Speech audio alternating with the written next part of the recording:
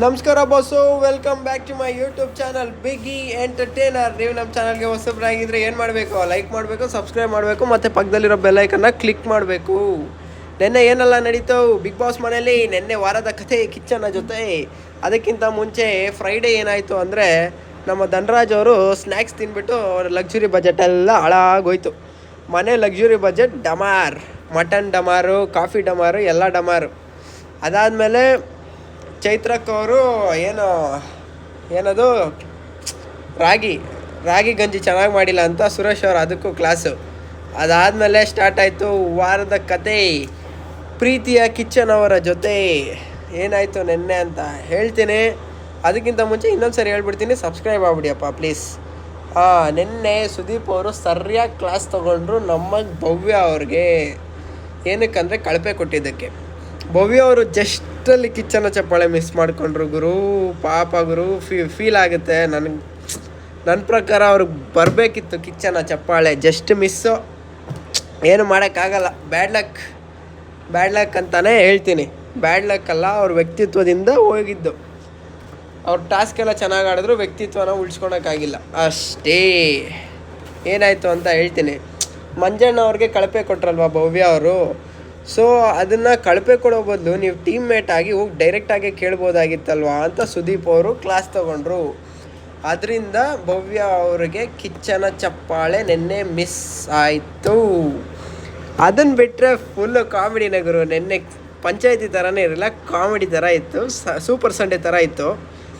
ನೆನ್ನೆ ಹನುಮಂತವ್ರ ಕಾಮಿಡಿ ಸೈಕಾಗಿತ್ತು. ಏನದು, ಒಂದು ಗೋಲ್ಡ್ ಕೊಡ್ತಾರೆ ಕೇಳಿ ಅಂತ ಸುರೇಶ್ ಅವ್ರು ಎತ್ತಾಕ್ಬಿಟ್ರು.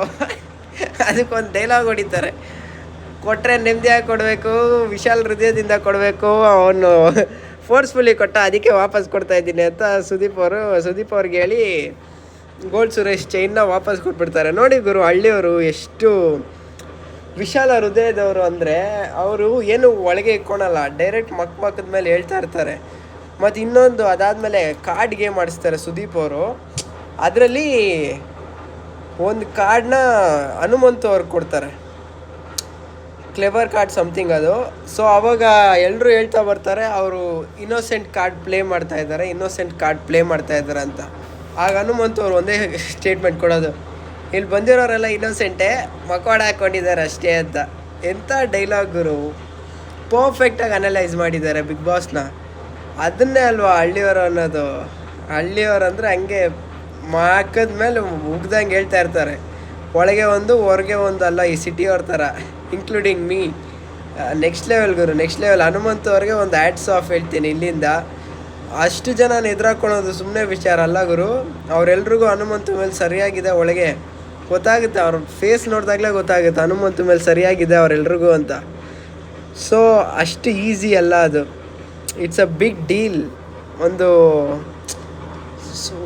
ಸೋಲೋ ಮ್ಯಾನ್ ಅಂದರೆ ಒಂದು ಟೈಗರ್, ಅಷ್ಟು ಇಲಿಗಳ ಮಧ್ಯೆ ಒಂದು ಟೈಗರ್ ಇದ್ದಂಗೆ ಅನಿಸುತ್ತೆ ನನಗೆ ಹನುಮಂತನ ನೋಡಿದ್ರೆ ಅಲ್ವಾ.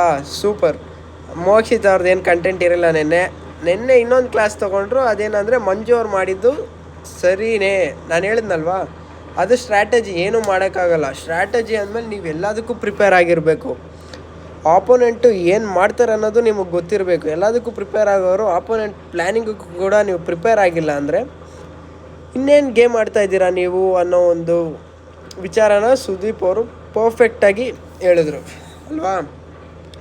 ಅವರಷ್ಟು ಕ್ಲೀನಾಗಿ ಯಾರು ಅರ್ಥ ಮಾಡ್ಸೋಕ್ಕಾಗಲ್ಲ ಗುರು. ಅದಕ್ಕೆ ಅವ್ರನ್ನ ಕಿಚ್ಚ ಭಾಷಾ ಅಂತ ಕರೆಯೋದು. ನೆಕ್ಸ್ಟು ಯಾರ್ಯಾರು ಸೇವ್ ಆದರು ನೆನ್ನೆ ಅಂದರೆ, ಫಸ್ಟು ಮೋಕ್ಷಿತ್ ಅವ್ರು ಸೇವ್ ಆದರು, ಹೆಂಗಿದ್ರು ಎಲಿಮಿನೇಷನ್ ಇಲ್ಲ. ಅದಾದಮೇಲೆ ತ್ರಿವಿಕ್ರಮ್ ಅವ್ರು ಸೇವ್ ಆದರು. ಇಷ್ಟಾಯಿತು ನೆನ್ನೆ.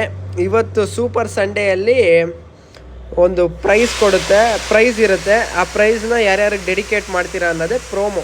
ಸೊ ಬೋರ್ವೆಲ್ ಸೌಂಡು ಅಡ್ಜಸ್ಟ್ ಮಾಡ್ಕೊಳ್ಳಿ, ಓಕೆನಾ.